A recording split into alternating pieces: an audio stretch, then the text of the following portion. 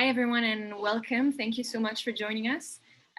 We're very excited today to have the privilege to host three outstanding African changemakers living in China.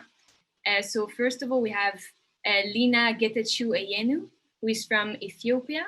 She's the author of the critically acclaimed Complete Beginner's Guide to Africa-China Relations, and also of the first book ever published aimed at teaching Mandarin to Amharic speakers.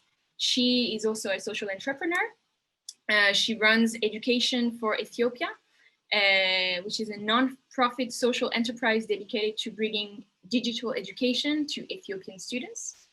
Then we have Miatta Momoh, who is Sierra Leonean and British. She holds an MBA from Peking University, and she co-founded the amazing Kente on Silk, a social enterprise that aims to address the gap in information and the negative perceptions about Africa by rebranding Africa and China through events and experiences.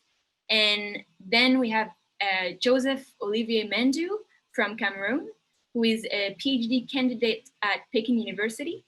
His research topic is Francophone Africa-China relations. He frequently appears on CGTN as a guest commentator on Africa-China relations, and he is the co-founder of the Africa-China Youth Federation. So Lina, Miatta, and Mendo'o, welcome. We would like to start this discussion with some historical context for our listeners who might not be as familiar as you are with the history of Africa-China ties. So Lina, we'd love to start with you, but then we'd love to hear Mendo'o and Miatta's insights about this. So please, could you tell us about the history of Africa-China relations? When did African nations and China start engaging with each other, and how did these exchanges develop? Thank you so much for the opportunity to be here. Historically, I think the China-Africa relations, it seems like a new development in the world of international relations, but actually even in the 13th and 14th centuries, there was some contact between the African continent, and a well-documented contact between the African continent and China. And even before then, historians believe that there were envoys and diplomats who traveled between those two geographical landmasses. So the most famed one, of course, is Zheng He, who is the 15th century explorer from the Ming Dynasty who traveled to the East African coast with his fleet of about 30,000 ships.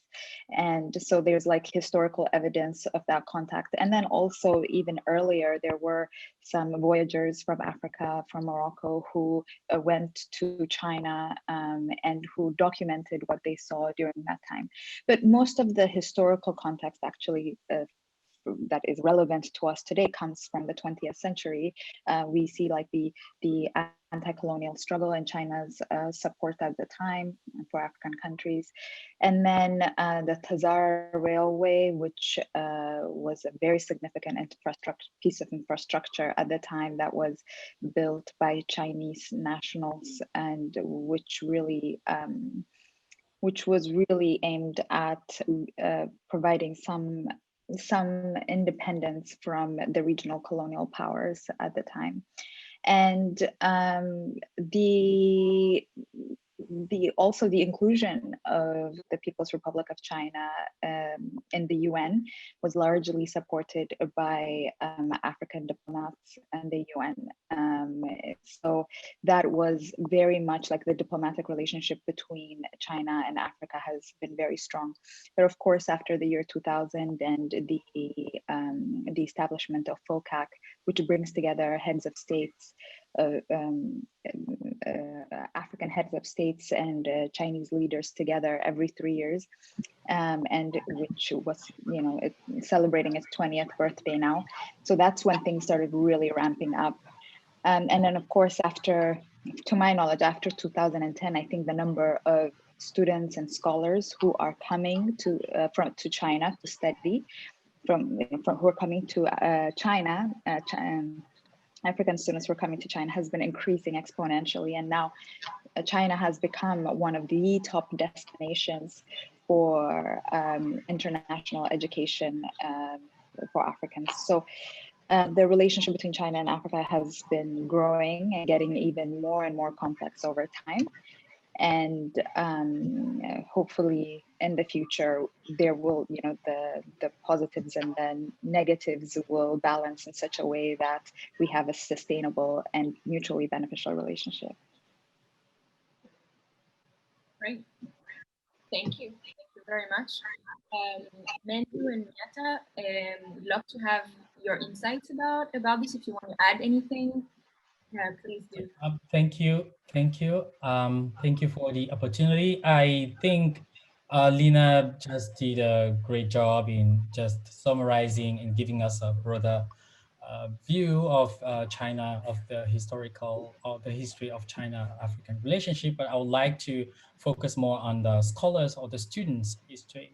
We can't talk about history. I mean, African students coming to China without mentioning the Bandung Africa Asia Conference in 1955, which is after which we had a continuous stream of Africans into China to study, especially during the Cold War, during the 60s, 70s, and 80s, and also one of the first or the earliest studies where I would say autobiographical. We have the example of Emmanuel John Heavy, 1964, a Ghanaian who literally documented his life here in China during 1960s or 1964, around that date. So those were actually the earlier contact that we had, like from students studying in China. Of course, we had also later work from Sandra Gilpin's, a lot of chronicles, a lot of like research studies that chronicles African students' experience in China. We also have, of course, Sullivan, etc., etc. So those were actually those are the data, those are the historical, we can trace it. And then as Lina mentioned, since the turn of the millennium, when China renewed the commitment to engage with Africa, then we had even more and more African coming and of course with the arrival of such a platform that is FOCAC, which more formalized or institutionalized everything like the Africans and China relationship. So I think I would just make such addition to what Lina just mentioned. Thank you very much, Mendo'o. I think if you could explain to our listeners what FOCAC is, because some might not be familiar with FOCAC. Yeah, thank you. FOCAC actually it's the Forum on China and African Cooperation. It took off in 2000. I just mentioned it. It was to much more formalize and to institutionalize Africa and China relationship, not only in terms of education, we have economics and any kinds of cooperation. So they needed that platform to actually make it formal. Whatever is happening between China and African relationship would happen within that platform. So I think this is just a rough overview about what FOCAC is. And of course, it is happening, they try to make it like, in many locations. For example, next year it's going to be in Senegal. So, yeah. Thank you so much, Mendo'o. Miatta, would you like to add something to this? Hello, good day, good evening, everyone. Can you hear me? Yes, we can. Okay. Excellent. Yeah, I think Lina and Joseph have done fantastic jobs at giving a great or more than an overview, really. The only thing I would like to add is one thing that I've been fascinated, or I guess Kenti and Silk have been, and that's part of, even from our business perspective, is like, you know, as Lina mentioned, it's since the Ming Dynasty that this relationship goes back to. So a lot of the times people thinking it's, you know, a new thing, but it's not. And also, even from a Sierra Leonean perspective, so we're always interested in some of the nuanced, you know, relationships between different African nations and China. So Sierra Leone, for instance, our friendship or relationship has been going for over 40 years, and it's very significant just because we were the country, China, the vote they needed to join the UN Security Council. So I'm always fascinated by the more, obviously we want to see the macro level, but also interested in the other dynamics that happen on the country to country basis as well. So that's the only thing I would add, but I think both Joseph and Lina have given a great input there. Thank you. Yeah, they really, thank you so much. So this actually all touched on a topic that is a big part of our next question. So we know, and I mean, you mentioned it all, that there has been, so I will actually give numbers to our listeners so they can maybe better grasp how huge this shift is. But we know that between 2011 and 2017, the number of African students studying in China grew by more than 250%. And also, according to recent predictions, by 2021, there will be around 174,000 Africans students studying in China. So, in your opinion, what causes Africans to increasingly consider pursuing studies, business or a career in China? So that's the first question. It's a bit of a long one, sorry. And would you say that China's expanding presence on the African continent spurred this interest? So feel free, Lina, Mendo'o, and Miatta. I don't know who wants to start, but whoever wants to start is welcome to. Okay, it is touching on the students, on the studies. I think I will be going first. You just wonderfully summarized the numbers, and those we can actually, we want to check the UNESCO Institute for Statistics, then we will actually understand really from 2003 up to date, we will see how exponential, you know, the growth is. She took from 2011, but I think it would be more interesting to start from 2003 to actually see how big the number, how increasing the numbers are. And according to this UNESCO Institute for Statistics, we can obviously see that the number of African students in China outpassed the US and the UK already. Of course, France still leading the track, but from the inside, we can also check on the statistic collected from the Chinese Ministry of Education. Also, 2003 to up to date, we have from 20%, 40% up to the numbers that she just gave. And what is more interesting, I guess, it's what they're actually coming to study. Because when you look at those numbers, you can see that there's a huge demands in economic related topics. When you look at the numbers, when you study the Ministry of Education, Chinese Ministry of Education, look at the statistics, you will see that most, I would say 40% of those numbers are actually enrolled in economic related subjects. And then we have 39% science related, and then political science, etc. And also Chinese language fall behind. and that shows that economy, it's what brings African students in China. So we always hear here and there from the media that, okay, African students are coming here because they want to learn how China in 30 years they actually brought up the economy, etc. So economy. So I think falling to the second question, I guess it is an addition. Africans are coming to China actually to gain a bit more of experience to actually try to develop their countries or Africa. But also China is consolidating its presence in African soil. We have this Confucius Institute, we have a lot of cultural exchanges. So it is, it is actually both, I think. Okay, so I'm gonna stop right there to give the opportunity to the two other panelists to maybe make some additions. Thank you very much. Thank you. Very, very interesting.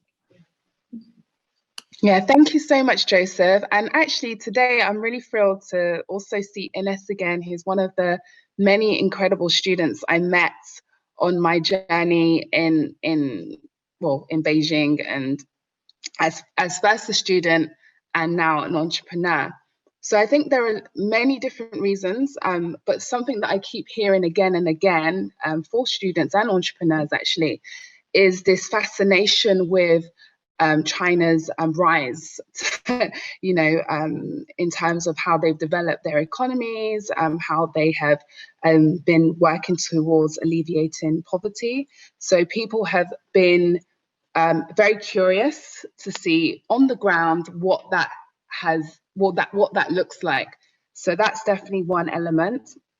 And then I've actually met a lot of students here that then have maybe been doing business back at home, but that have seen opportunities to develop businesses here. So I think in China there are definitely. Miatta, can you hear us? I can hear you guys. Am I breaking up? Yes, a little bit. I think we didn't hear what you said. Would you mind repeating? Okay, am I clear now? Yes, I can hear you.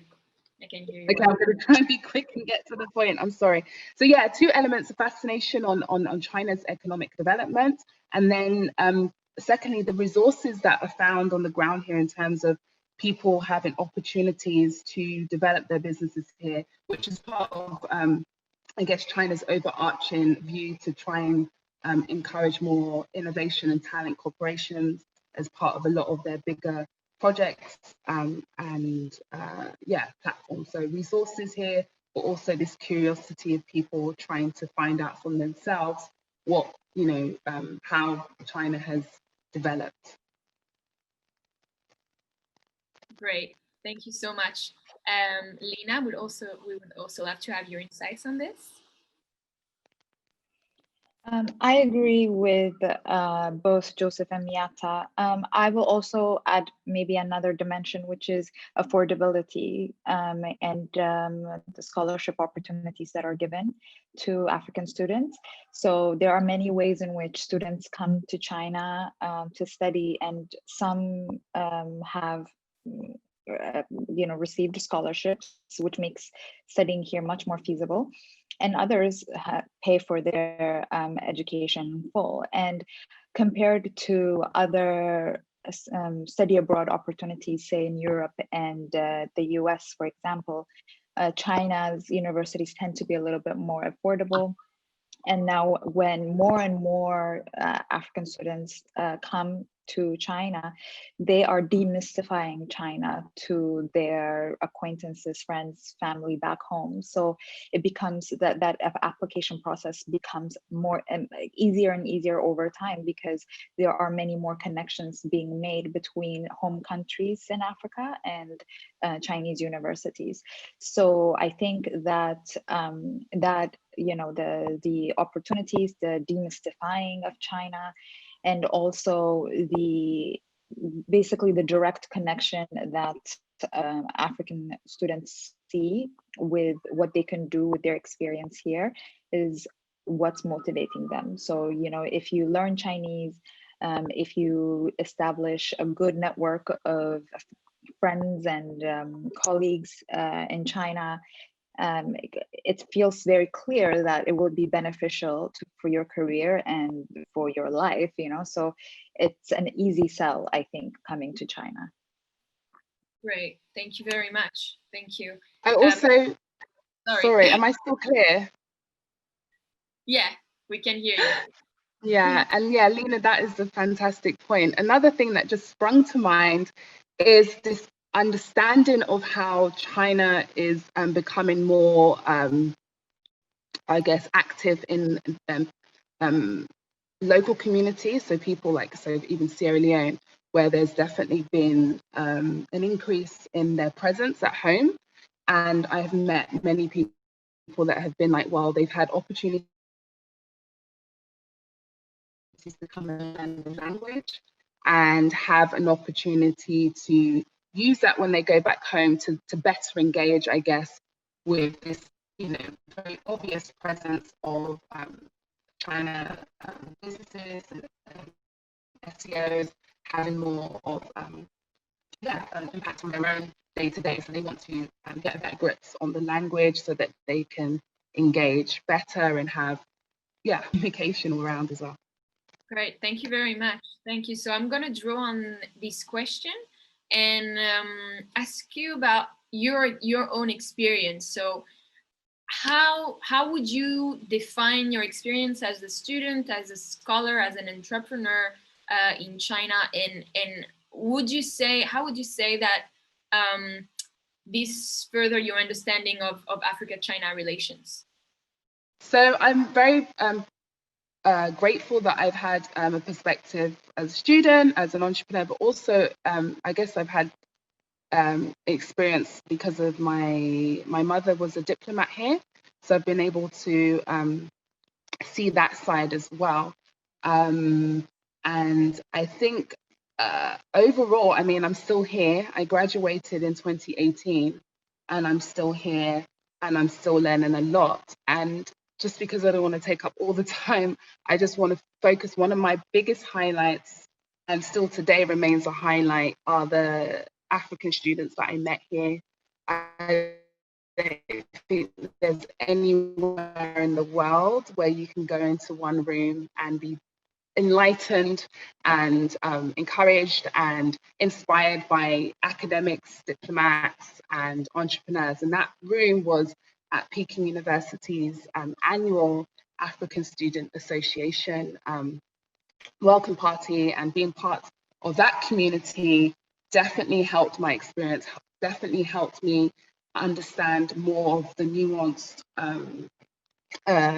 reasons why people have come here and what they want to do with the experience that they do find themselves in. So for me, the people on the ground here that are so brilliant, so talented in various different ways, I have, and still today, very encouraged by that, and so happy to see so many of them, and even Joseph, a former vice president from that association. I think Beijing has something special where it does, well, I guess China, but Beijing, because that's my perspective, has something special. It does bring communities that would probably never cross paths otherwise, where you can really share ideas. And that's how really my, Kentian Silk started with two students wanting to build something together.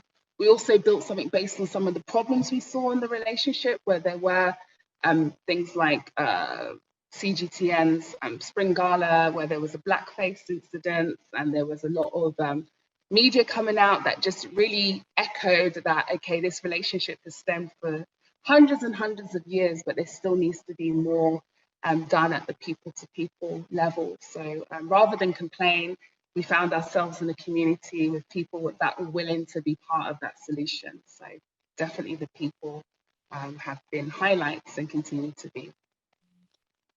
Thank you. I think your experience to a lot of us, a lot of people who are now listening. So thank you so much.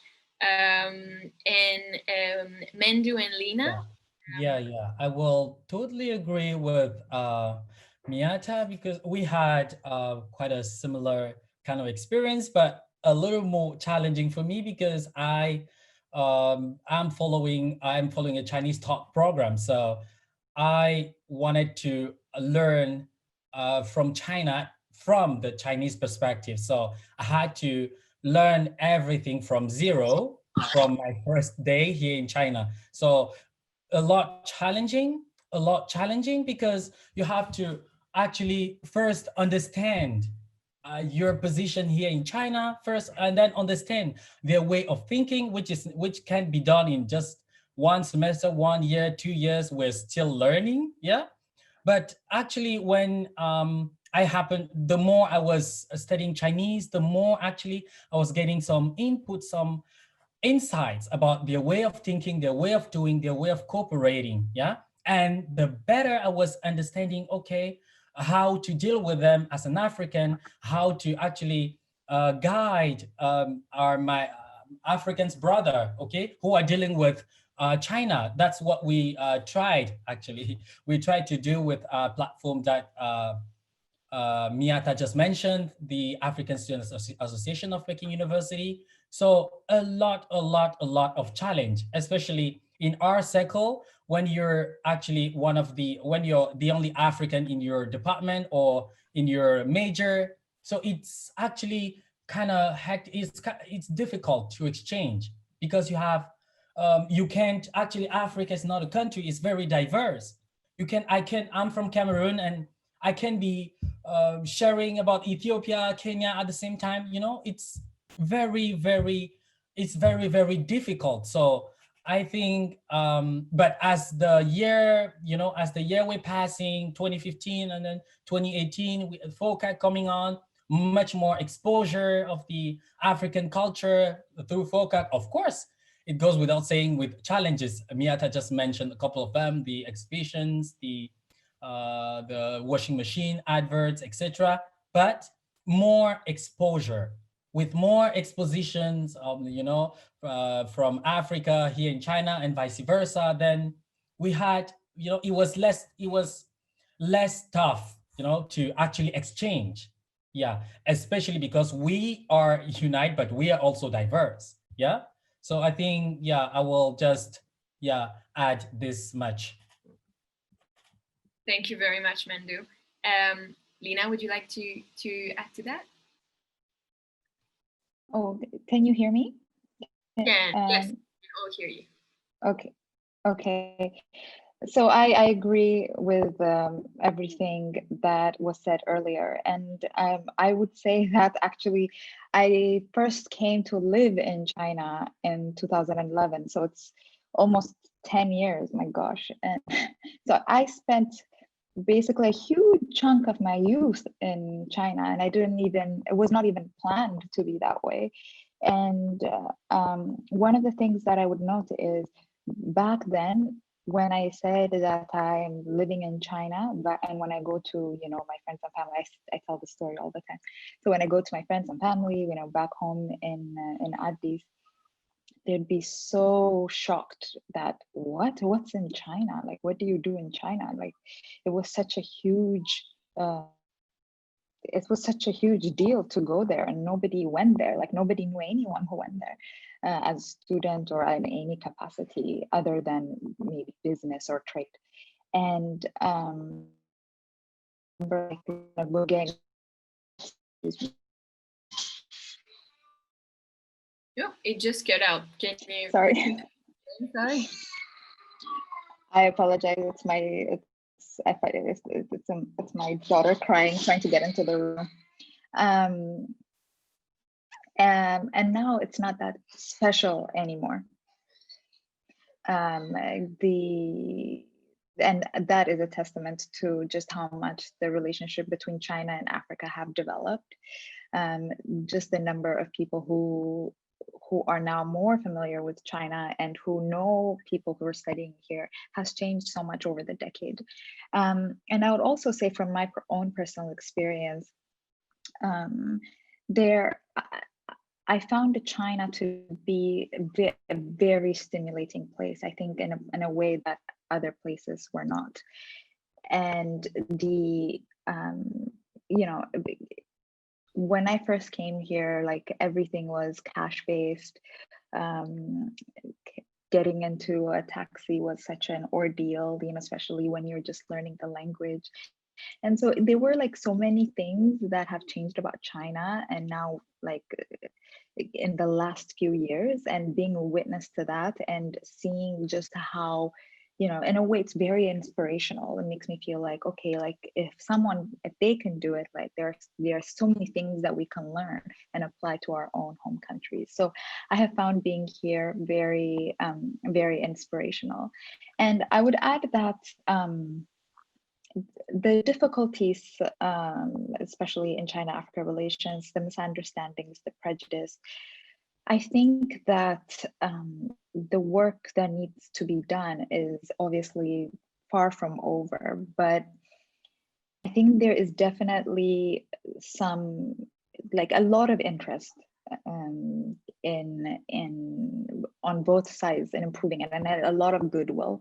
So I think that there is, I feel very much hopeful in a sense about the China-Africa relations, and just my own experience has taught me that things, you know, can get better and better over time. Can you hear me? Yes, we can all hear you. Oh, sorry. Sorry, it's a little bit frozen. The images are frozen, so let me know if you're not able to hear me at any point. Anyway, I'll let you know. But we could hear everything. Thank you. Thank you so much. And so the next question, you know, is on a completely different topic. You all navigate different spaces. Academic circles, business circles, even diplomatic circles, maybe. So how does the understanding of Africanness and Blackness differ in each of these circles? And would you say that the image of Africanness differs in a wider societal Chinese context? Whoever wants to start, feel welcome to. Being African, I think we all happen to realize who we are when we actually leave home, when we're in a neutral, environment. So when I learned a lot throughout my stay in China here, but there are actually, I would say, 3 stages, if I may call them so, of understanding of, what is Africa, what can be perceived as the African society and the culture. From what I saw from other Africans that I met, not even in China or in other places in Europe. So first, I would say you see a lot of battle. You see a lot of people, a lot of African battling with the inferiority complex.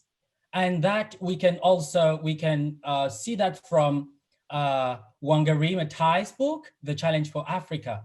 Yeah, then we can see the root of it all. So when you say, okay, for me as an African, it's just like, he's just inside in this midst of this inferiority complex. And then we actually, and we learned that it is okay. These are legacies. Okay, we learned that from history a lot.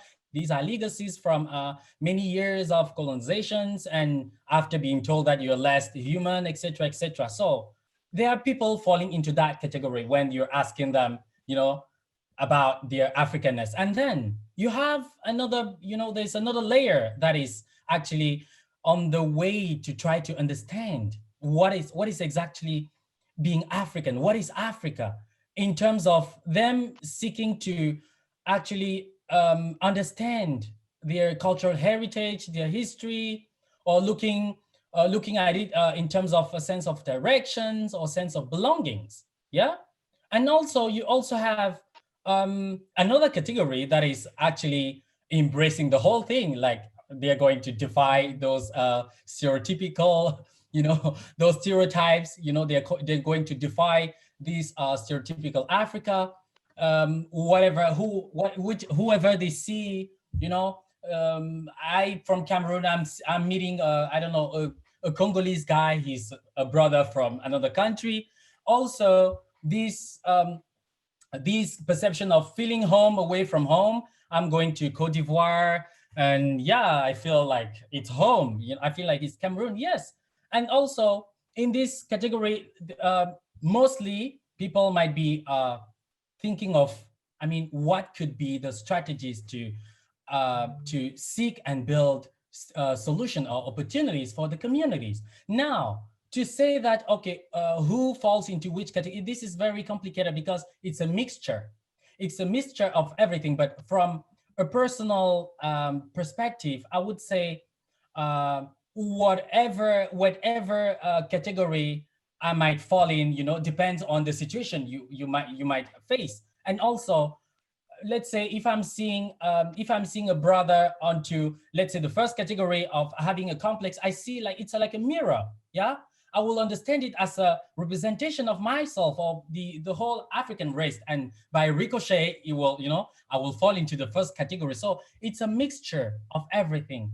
Yeah. So, and this could also be the reason why I would say there's a tendency of China and African boundaries, because there might be this kind of Africans relating to the Chinese experience, because considering the Chinese experiences, historical background, and then now look at where they are, look at their economy, and then they say, oh, we're also pretty much, I would say, to a certain extent, sharing the same history kind of, but we can also do that. So I think for me, I'm more into the I would say objective sides. Like, this is like dominant.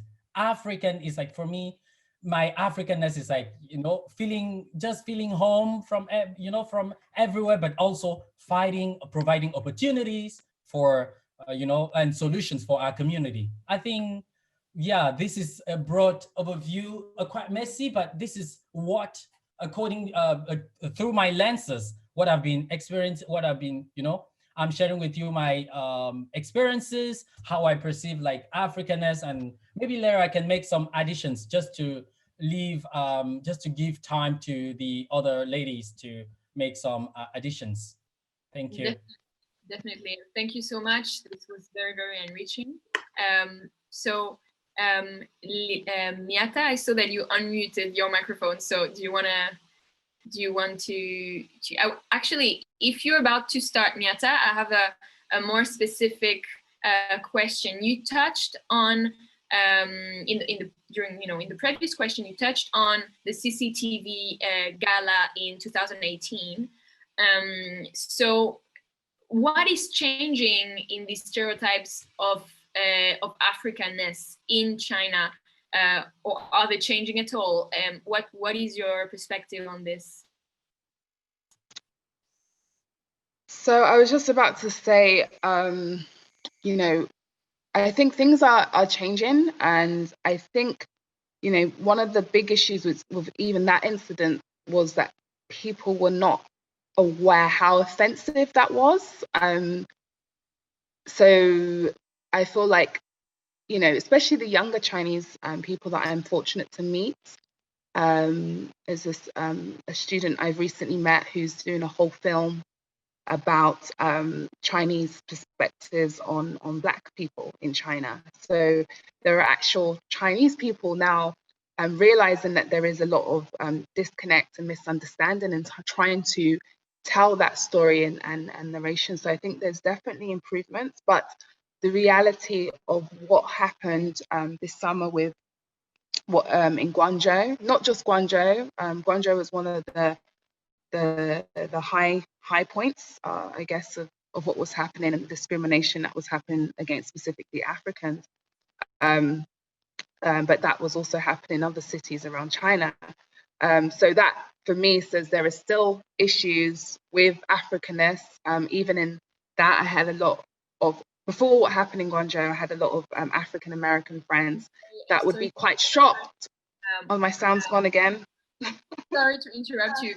Could you remind our listeners what happened in Guangzhou? Maybe some are not too, I mean, I guess most are familiar, but maybe you can refresh everyone's memory. Oh, I don't know. This might not be that refreshing, but yeah. So, yeah, this summer there was incidences where many Africans.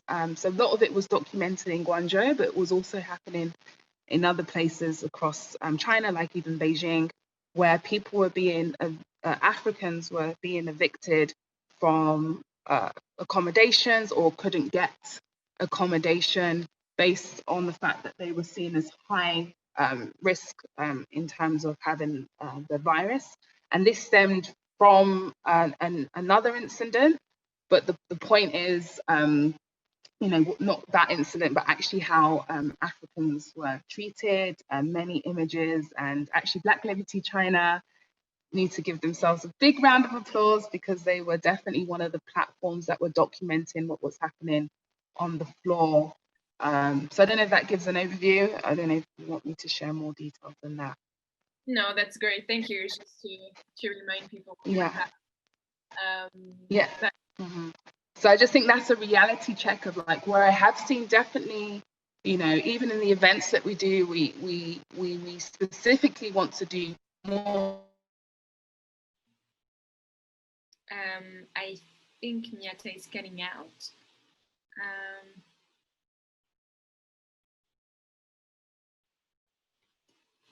Let me just check.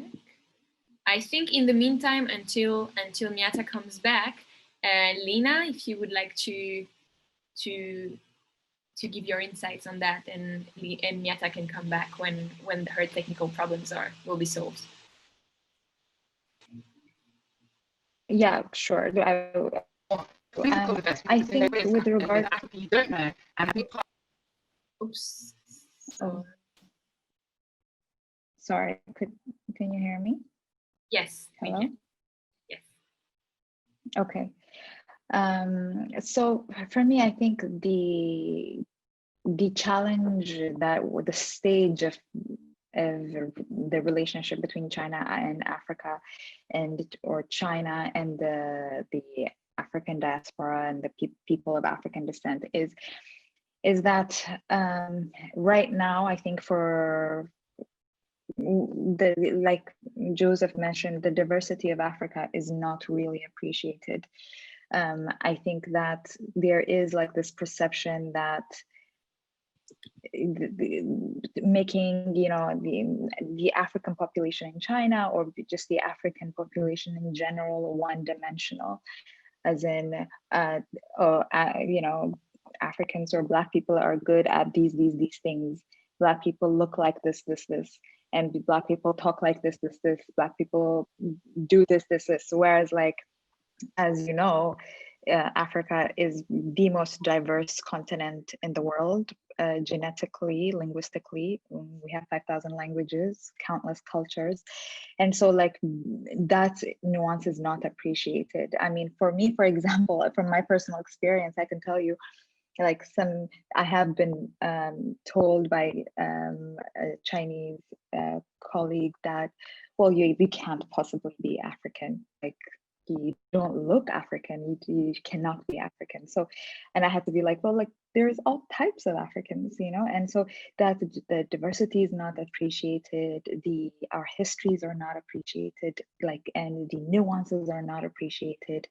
And I think that that's how you fall into the stereotypes. And I think in the next decade, I think that's some of the things that we have to work on, in terms of like the realization that 1.2 billion people are not going to have the same characteristics. You know, we're not going to have the same cultural background, and we feel that amongst each other, right? Like we know that, like, we have the African umbrella, where we all identify as being of the continent and caring about each other. And when, you know, people who come from Africa are treated in a terrible way, all of us feel it, and like viscerally, and we're connected by that.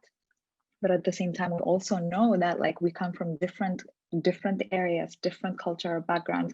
And so even we are like starting to appreciate and learn about each other, because there's no way that we all know all of the things that are going on in Africa either. It's a very, very complex continent.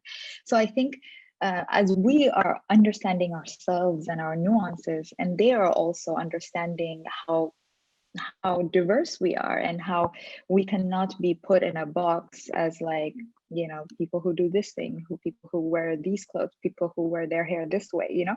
And so I think that nuance is going to be something that we're going to have to work on in the next coming decades.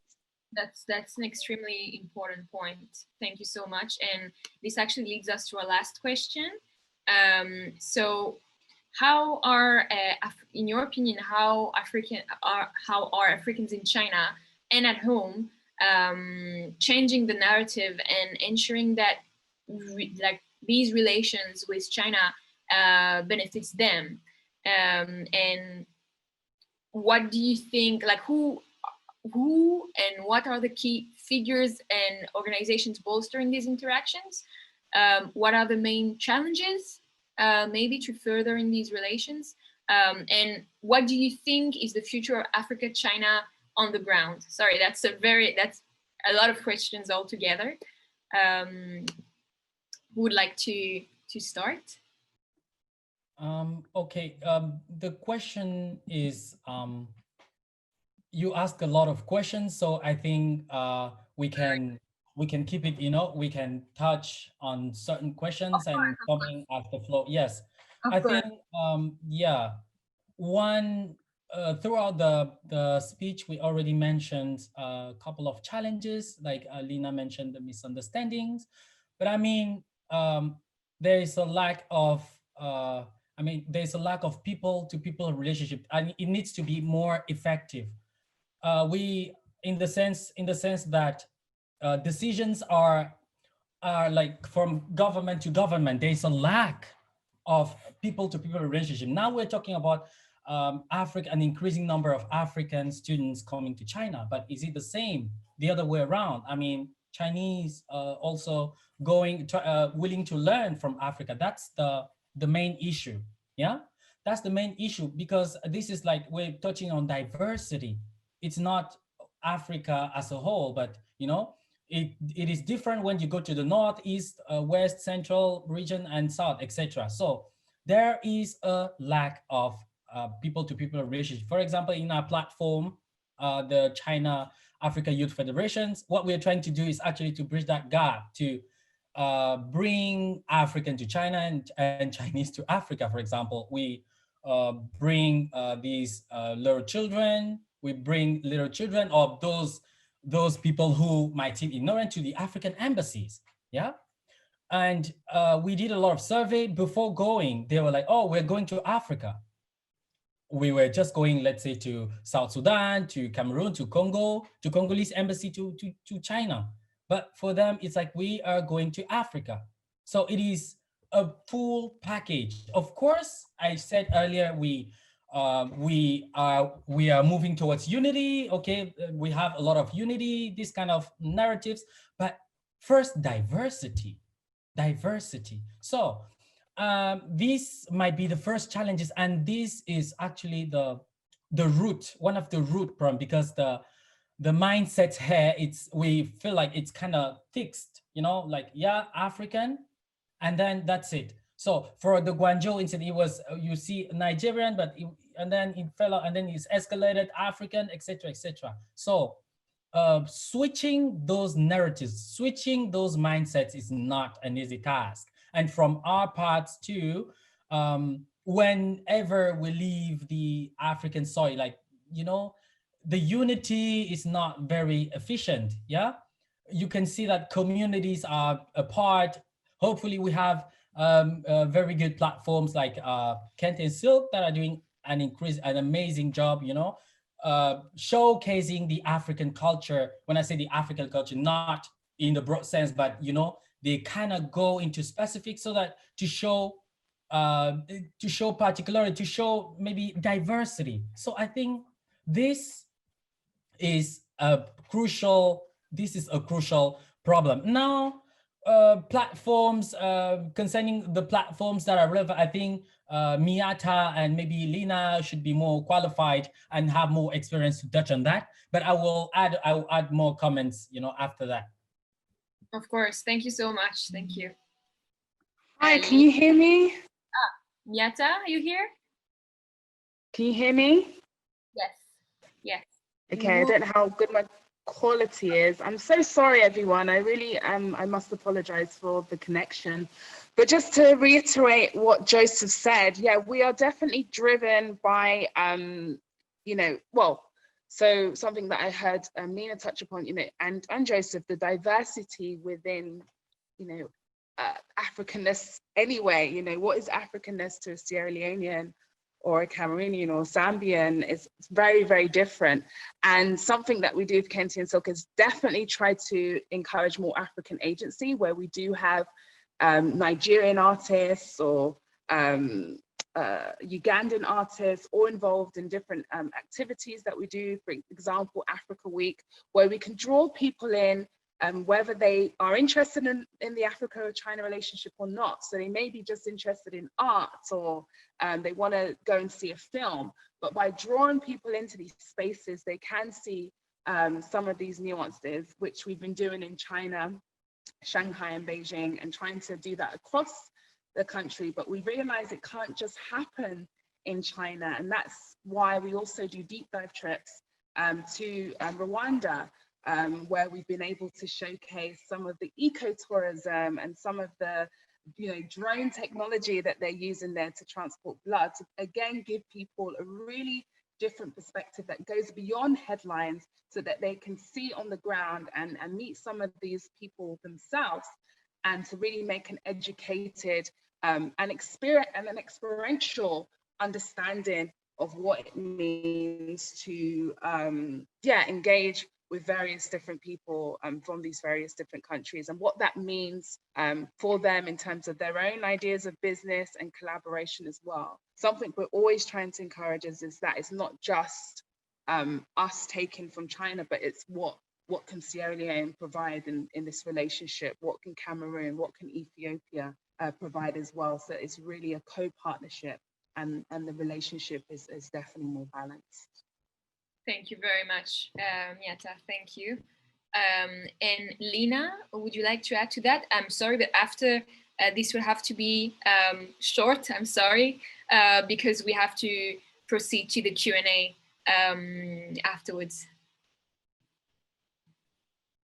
Oh, I'll just be very quick. I think in terms of, agency and trying to make changes, I can speak from my own perspective, which is I've been really trying to find individuals and organizations that can really translate the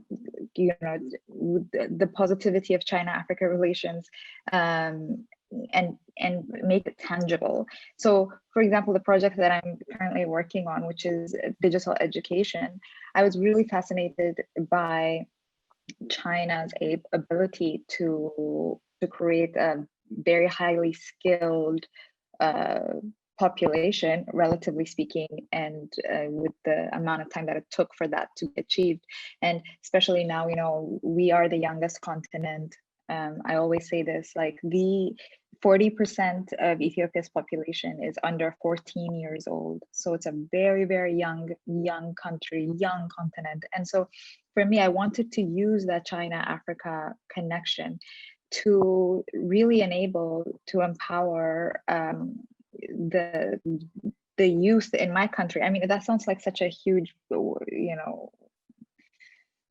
mission, but slowly trying to make tangible gains on adjusting the experiences of China and applying what is suitable for us.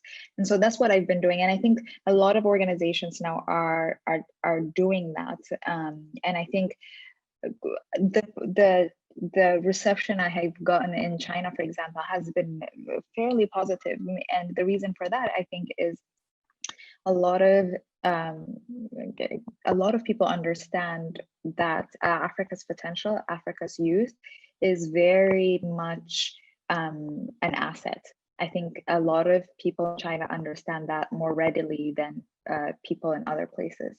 And one of the things that I say, you know, like as a buzzword is like, I say things like, oh, you know, Ethiopia's GDP per capita is what China's was in 1997. So when I say that, they're like, oh, like what, like look at what was, you know, like the late 90s and just like how China shot up. Maybe that's possible on the continent. So I have been really enjoying, I can say, the positivity that I've been getting from my Chinese counterparts here. So I think this generation is definitely trying to translate the China-Africa relations that we see on the news and that we see in research papers and make it more tangible and more real and make it more practical in order to have an effect on the ground. Thank you so much, Lina. Thank you, all three of you. We'll now proceed to questions. We received some great questions from you all. So we will start with, so this is a question that's been asked several times. It's been asked by Ellen Ageman and Ibrahim from the Black Livity China team. So what practical effort should China put in place to ensure a win-win cooperation with China? So Africa put in place or China put in place? Oh, sorry, maybe I made a mistake here. Sorry, apologies. What practical effort should Africa put in place to ensure a win-win cooperation with China? So I would just like to say, I think every, so every different country should understand what they want to get out of any engagement with China. So we hear often about the Belt and Road initiative, which is great.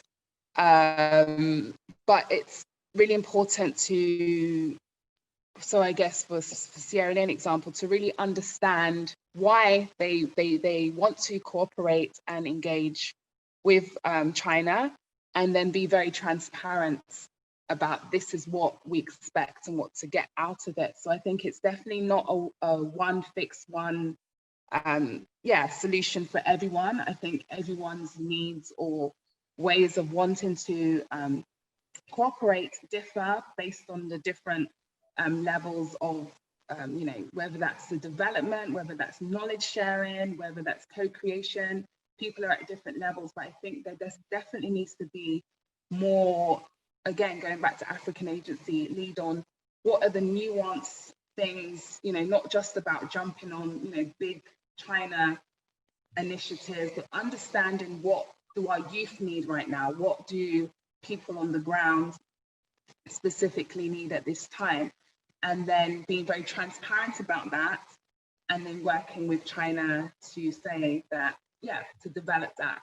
And then also between the African nations themselves, obviously we have institutions like the African Union, but there definitely can be more where we're sharing knowledge, what deals or what partnerships have worked, what hasn't worked and why, so that we're understanding more of, we're learning and there's data being collected that's being utilized and shared, so that people are not making the same mistakes, and there's even more opportunities for different African countries to co-collaborate again with each other while also thinking about China. So that's what I would say on that. Thank you. Win-win. And to be honest, okay, I'll leave it there. Okay, you can add it. I mean, you also can add it in whenever you want. Some additions to that question, can I? Of course. Feel free to answer each other also, like I mean, no, to the same question. I mean, in terms of a practical effort that Africa should put in place. I mean, this is a big umbrella. When you say practical effort should Africa, you have to know that China cooperation with, when you look at China, China-Africa cooperation, it's like a big platform. And if you're talking about practical effort, then you should delocalize it. You should look for, in terms of, for example, China with a particular country, or China with a particular region. So I think, first of all, what can we do? We all know that there are a lot of literature on that. Africa has been so much passive in the relationship, in the cooperation, and there is a huge gap, in power between China and every or a particular African country. I wouldn't go to further detail, but what can we do? I think African agency, it's a good, touching on African agency, it's a good, actually, a practical thing to do, because it's the voice from the insides. When Chinese businesses, Chinese investments are touching the African soil, it's like there is a synchronization. We went, for example, we went to see what how Chinese businesses were doing in Ethiopia and Djibouti. We saw that there are many concerns on the soil. You see, so it's like a lack of synchronization. So what can we do? I think we can leverage that. We can use the African countries can use their own agency to mitigate that asymmetry, because there's a gap. They can use that symmetry, that agency, to actually reduce, reduce the gap, and to also have the say on the table. It is not only about China coming to invest to Africa, or there's also the voice from inside. They are also seeking partners, and to move towards a win-win cooperation. This gap needs to, at least to a certain extent, be leveraged. So I think the only thing, I don't know if Lina might have some additions, but towards African agency, because this is actually a new perspective, like African agencies, how to use African agencies in the cooperation with China. Thank you. Thank you very much. Hello everyone. I'd like to add something to the question, actually, or the answers from our panelists and everything. So first of all, let me introduce myself. My name is Mendo'o, and I'm Togolese. I've lived in China for over 7 years, precisely in Nanjing City. At the moment, I'm not even there. I'm back in Togo right now. So to the question, what practical effort should Africa put in place? I would like you guys to actually focus on one thing, which is that we Africans, to start with, 90%, or I would say 90% of our leadership here in Africa is not helping anyone at all. So basically, to ensure a win-win cooperation with China, we definitely need someone that actually have what we call love of a continent, love of a country, to actually look for what we would say a best outcome for the country or something like that. But we don't have that. So it's more of a group of Africans are winning, have a win in this relationship than Africa itself. So there is already a problem. So now, how do we go about this? I will actually hand this this responsibility to the diaspora, like the African diaspora in China or any other country out of Africa. So basically, before even China get hold on any relationship and everything in Africa, it was actually through the African diaspora, the one that were there before us and everything. So if we actually able to handle that first relationship between Chinese before bringing it to Africa, then we will definitely have a win-win relationship between China and Africa. But if that link, first of all, is weak, then we will never have a win-win with China. So what I would say by that, I remember those days when I was back in London, my first contact with Chinese business partners and everything, I actually had to be really strong whenever we go to meetings and everything, and really show them that I want something real in our relationship for my country or for any type of business I would like to do with them. This is not about going for the money. And what we have in Africa here, most of them are going for the money, first of all. And going for the money will weaken your relationship between any type of corporate and companies back in China. So this, how to say, it's more like we know Africa is going through a lot, countries are going through a lot, and personal, how to say, guys, excuse me with the English and everything, but personal lookout or something like that. Like I want me, first of all, to be out there to win before even my country can even win is a lost cause already. So if we keep doing it that way, nothing will ever get better. It will never be a win-win between Africa and China. So that's my point of view and this format. Thank you. I'm sorry, I was muted again. Thank you so much, Joseph, for your perspective. And we are very happy you intervened. And this is what BLC is all about. It's, you know, community perspectives. So thank you very much. And now we'll go on with questions. So we have another very interesting question from Hema Narong. I'm sorry if I'm pronouncing your name wrong, apologies. So she would like to know the panel's perspectives on China vis-a-vis other rising powers' presence in Africa. So feel free, whoever wants to start, welcome to.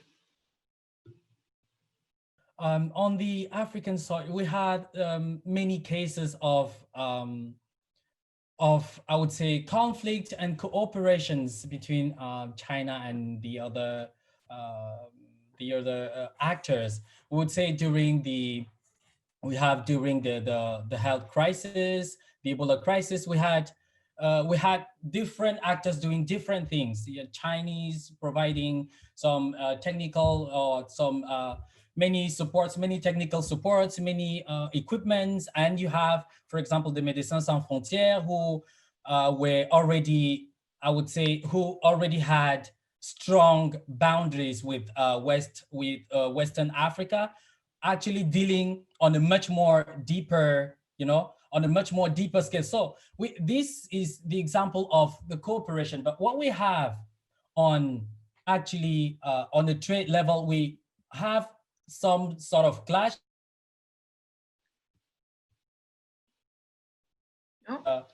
Yeah, this is, sorry? No, you cut out for a split second, so it's all good. Oh, sorry. So we had, of course, some clashes between China and US, and we still do. There's still a lot of question about China and US, China and US in Northern Africa, etc. When China is going to North Africa to do business, but they will face AGOA, they will face the US, etc. And China with France when they're going to the Francophone area and the UK, etc. So I think there is more cooperation. There is more and more cooperation than clashes. And I don't know if you are aware from last year, China and the West, I would say China and European, and they're actually trying to open that with the US to trilateral corporations.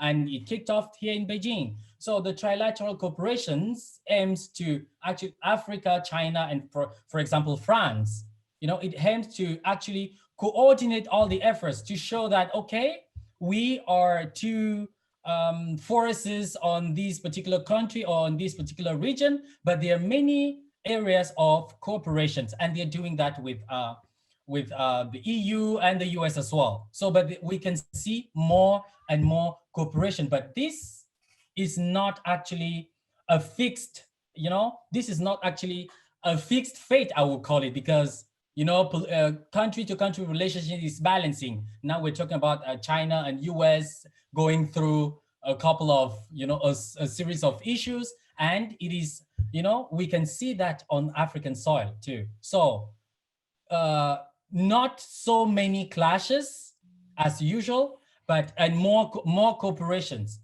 And we see, I would take an example. We see this during this COVID-19, the overwhelming presence of China in, support sending equipments, etc., etc. But what about maybe the West? What about the other? You see? So now the question is actually not. It shifts. It's not only the relationship between China and other counterparts, but who is more beneficial? Who can I partner with in a way that benefits me more, in a way that that develops more my people, my country, etc. But I will agree with our brother from Togo. It's also a matter of leadership and governance. Thank you. Thank you very much. So I'm sorry, this is going to be our last, this is probably going to be our last question. And there will only be time for one of the speakers to speak, I think, or you can add little insights that we don't have. Unfortunately, we are running out of time. This is a question from Hagen. Beyond the usual mantra of African students in China helping enhance the Sino-African links, what is the implication of the seemingly exodus of African students to China to Africa's development agenda? In other words, does it serve the interest of Africa's development? So maybe Lina, you haven't spoken in a while, if you would like to answer that. So just quickly, I think I would say that a lot of the students who are coming to China to study, at least anecdotally, I'm not sure what their actual data says, but anecdotally, I can say that a lot of them actually return back to their countries. Whereas the brain drain, so to speak, to the West usually does not see the return of that brain after education. And that could be, also because of China's policy. It's actually rather difficult to permanently immigrate into China and to find a suitable opportunity. And like the opportunities that are back home are actually pretty good if you are able to cultivate a good network, a good base here in China. So I think a lot of the people, anecdotally, I will say, and within my network, work on projects that are related to their home country. So I think that maybe in this decade or in the next decade, we will see how these students will start forming policy, informing government, and forming huge business deals, huge agreements. At least that's my hope. Great, thank you so much. Maybe some comments from Mendo'o. Yeah, it also depends on the country. When she mentioned a brain drain, but how receptive are the country? What dispositions countries are set up to actually welcome or to actually integrate those who did their formation or their education in China. Yeah. Okay, thank you. Miatta, you would like to add something? I was just going to say it's also quite exciting because I'm sure that I've met Africans here that are definitely going to be significant to as Lina said, you know, I met someone here that has said he is going to be a future president in Nigeria. And, you know, people that have this passion to really transform things that they are not happy with, whether that's leadership or, yeah, different imbalances in their own environment back home, where they've come here to have a better understanding of the language and culture, and then definitely want to go back home to build and inspire those people around them. So I just would add on to that. And I think, you know, Joseph's intro at the beginning was really important, where he has this nuanced understanding of China and Chinese people from the Chinese perspective. So again, more and more people having this insight will also help with things like what I talked about, like negotiation and sort of planning better cooperation in the future.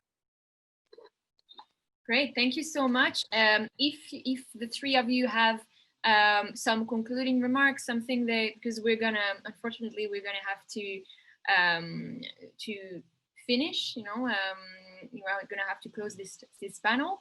But if you have some concluding remarks before we end this panel, it would be very welcome. I just want to say thank you so much to Black Livity China and the Young China Watchers for having this platform. We definitely need to have more and more dialogue like this that inspires action. And I also want to encourage all those who are curious about knowing more about this relationship, do you know, come to our events, do follow all these different great experts that are here, where we do try to show more nuanced perspectives.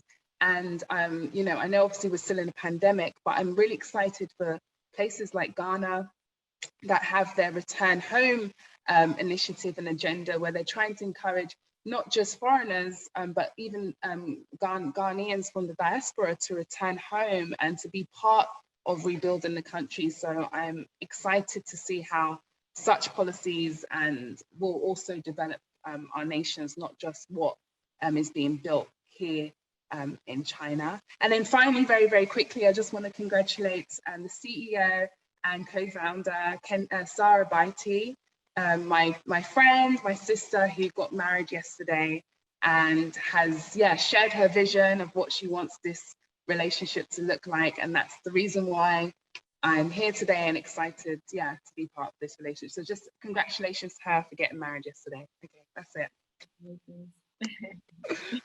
Yeah, thank you. I'll also be very brief. I want to thank the organizers, and that was a very good platform that you gave us to discuss about very relevant issues. And this, especially the Black Livity, they're trying, you know, with all the coverage during the Guangzhou, it's not easy actually to join, you know, to actually be bridging between China and UK or wherever else you are. And also to the other panelists, I appreciate the work you're doing, you know, and this is, you're really change makers. But also, I think we should be, I think we weren't able to answer to all of the questions, but debate can go on. The debate can all go on because I can see very important questions. But as an African, African, I really, I really hope we show more of diversity and also unity, you know, in stay in China or wherever else, you know, so that we go back. When we go back, we have a very good package, you know, very solid foundation to make things change. Okay, thank you. Thank you so much, Mendo'o. Lina, would you like to? Yes, I would also like to thank everyone present here, the organizers, the panelists. It's always such an honor to have these conversations and a good chance for me to reflect on what's going on and also listen from, you know, questions and thoughts that are coming from other people. I will also would like to thank the audience, because I also see very good questions here that we were not able to get to. And I would also like to give a shout out of appreciation to all of our Chinese friends, foreign friends too, non-African foreign friends, but also Chinese friends that we have here who consistently show interests in some of the things that we struggle with and some of the things that we're trying to find a solution to, and who have been playing a very crucial role in translating our message to the broader masses. So I would also like to give them a quick shout out, and thank you all for taking the time to listen to us. Thank you very much to all three of you. And you all mentioned the questions. Yeah, there are some excellent questions here. We're sorry we couldn't ask them all, but we will answer them. We will really try and cover off the remaining questions in a follow-up note. We will send you emails and they will be answered. So sad we couldn't, but we were amazed by the questions we received. So we would like to thank, like BLC would like to thank Young China Watchers for hosting this panel with us, and the three speakers who are amazing. And thank you so much all for joining us. And this is this is definitely not the last event of this kind that we will organize. So please stay tuned, and there will be many more like this. And we really hope you enjoyed it.